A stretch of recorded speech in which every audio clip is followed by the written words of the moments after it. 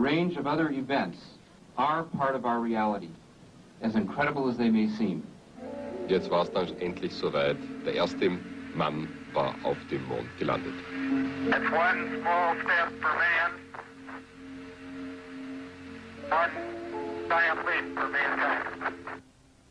During their moonwalks, a giant glowing UFO hovered above their heads. While in orbit around the moon, a huge object remained in view for a considerable amount of time before it suddenly disappeared. This UFO was seen above the landing site. This cigar-shaped UFO was photographed from the orbiting space module. Down to the pad. And that may have been a small deal, but that's a long. On this very first trip into the unknown, the astronauts repeatedly reported to Mission Control that they were being escorted by unidentified flying objects. After landing on the moon, the astronauts stated that the UFOs were still present in the distance, hovering near a large crater.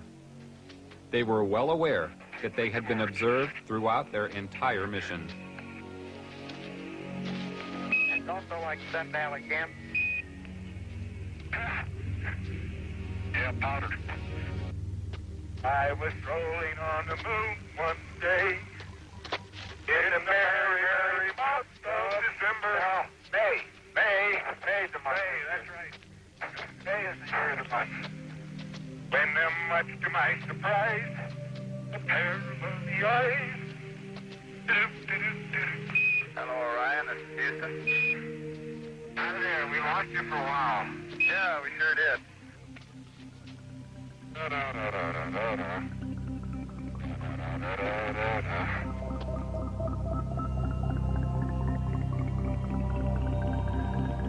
The momentous leap to the moon led to the dawning of the space age. Space travel opened up endless opportunities for mankind to explore new frontiers. NASA's plans are already well underway for colonies to be developed on other planets, beginning with Mars. Very rarely enter the Earth's atmosphere, but on one rare occasion, this remarkable film was shot of such a ship flying at low level over Germany in 1980.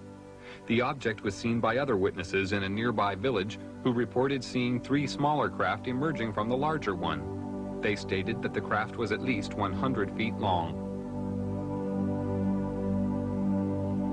This film of a cigar-shaped mothership was taken in Rhode Island, America on June 3, 1967.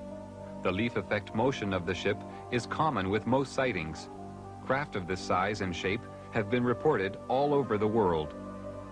This aerial photo was taken by Inaki Ozis while flying at 8,000 feet in February 1968. Probably the same cigar-shaped mothership was photographed in Texas 10 days later.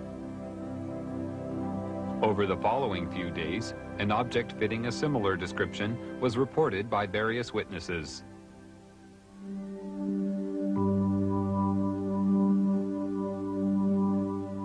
Life aboard our motherships is ruled by a mixture of self-discipline, love of each other, and the merging of all spirits into one. Every need is catered for in respect of rest, recreation, and meditation of the soul. Illness does not prevail, but analyzation and antidotal equipment is always ready in case of unexpected or unknown space microbes attacking the craft or our bodies.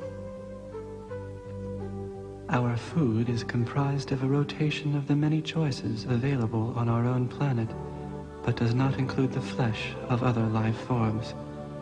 We do occasionally take the fruit of certain organic trees and shrubs found on other planets, but only when they are known to be totally safe and pollution-free.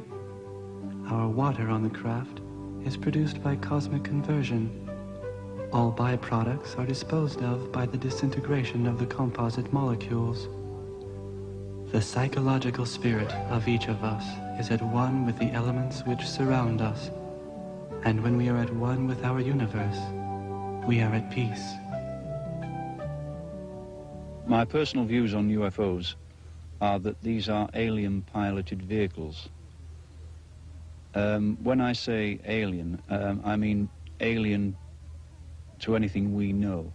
That possibly they come from other worlds, but I think it's highly likely also that they come from other dimensions, other time spheres.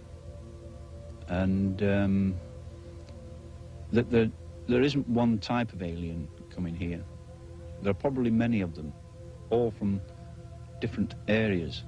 When people report these things, we get such a variety of things reported, so many shapes, so many forms, and this appears to cause the confusion because there is such a variety of these things. But really speaking, if these things are visiting us from a whole host of different areas, one would expect them to be different forms, different machines, and I think this person is the answer to it.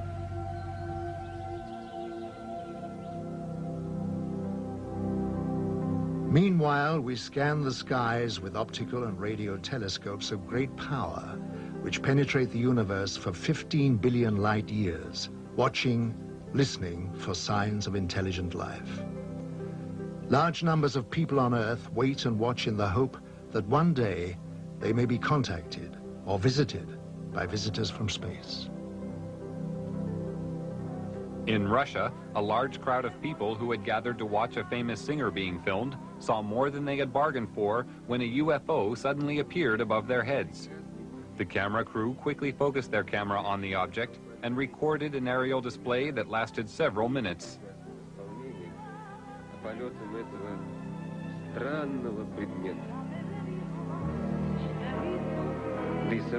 The crowd found this more intriguing than the singer. Even she eventually stopped singing to watch the UFO. Numerous UFOs are seen over Russia regularly. These balls of light are identical to those reported in Belgium and the rest of Europe in 1990, which attracted extensive attention on top military and civilian levels.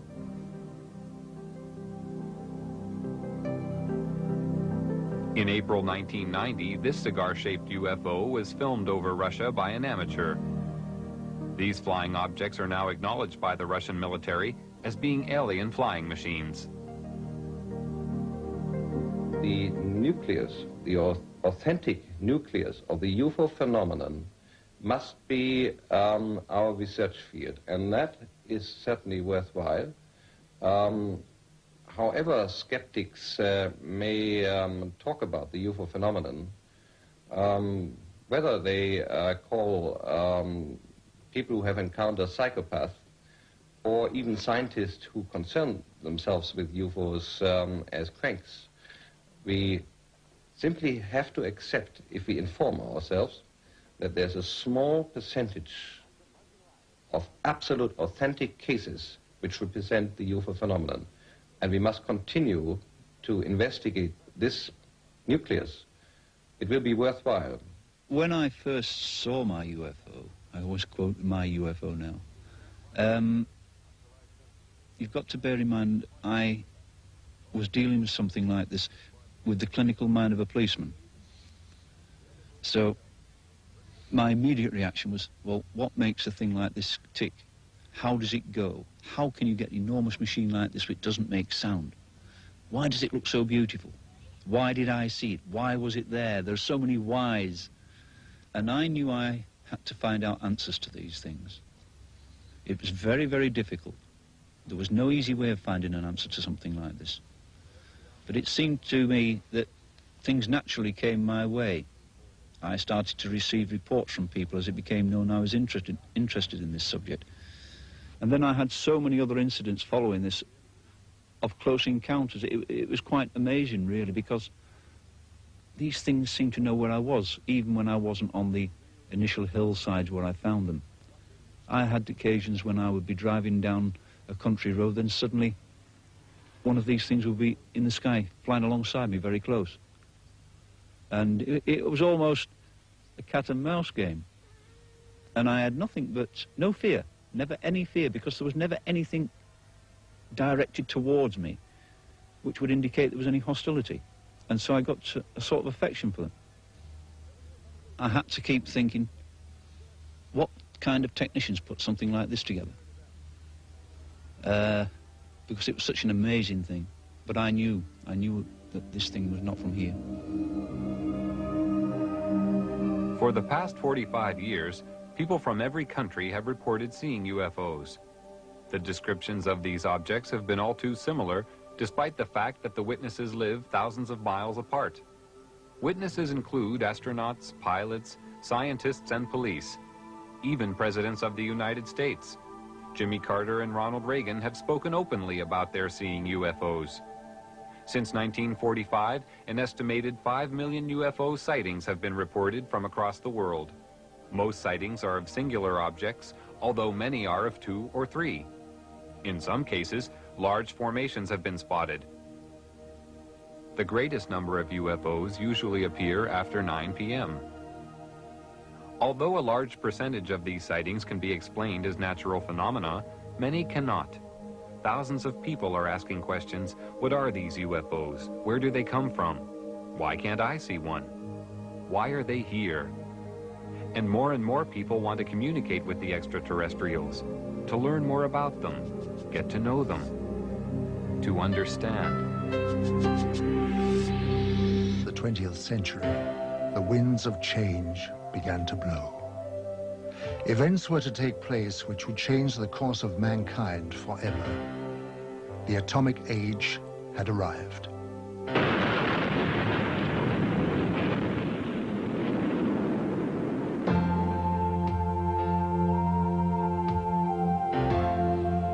As man detonated weapons of immense power, lights started to appear in the sky in a way that suggested that something was following the course of events.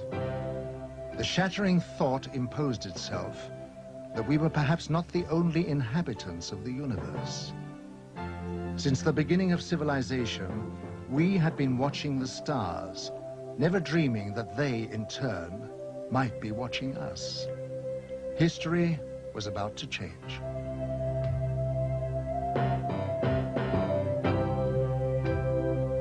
Because these lights appeared suddenly in the sky over Washington on July 20th, 1952, moving from the White House to the Capitol, hundreds of people witnessed the extraordinary event, and it left them stunned.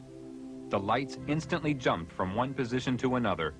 They were also observed by high military officials who knew what the lights were trying to say. The public had never seen anything like this, whereas the military had already a long history of involvement with these alien visitors, but had kept it from the public. An immediate emergency meeting was called to formulate a plan to divert public attention away from the occurrences. From that day on, it was decided to place the subject under the highest classification of security. Then came the first announcement to mislead the public, made by Chief of Air Intelligence, Major General John Sanford. We can say that the recent sightings are in no way connected with any secret development by any agency of the United States. From that day on, the biggest secret of the century began. How did it all start?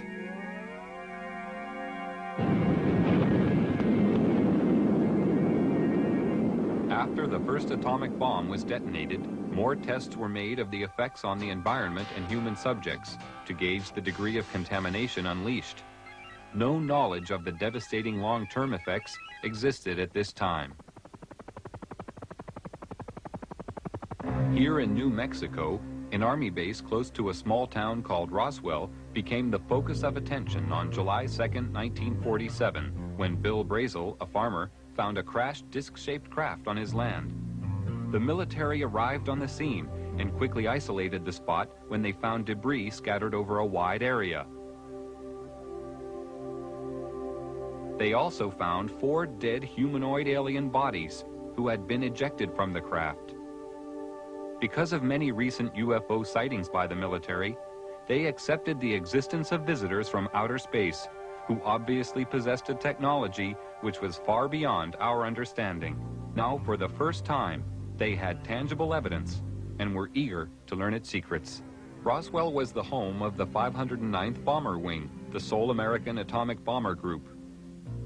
Major Jesse Marcel, an Army intelligence officer, was engaged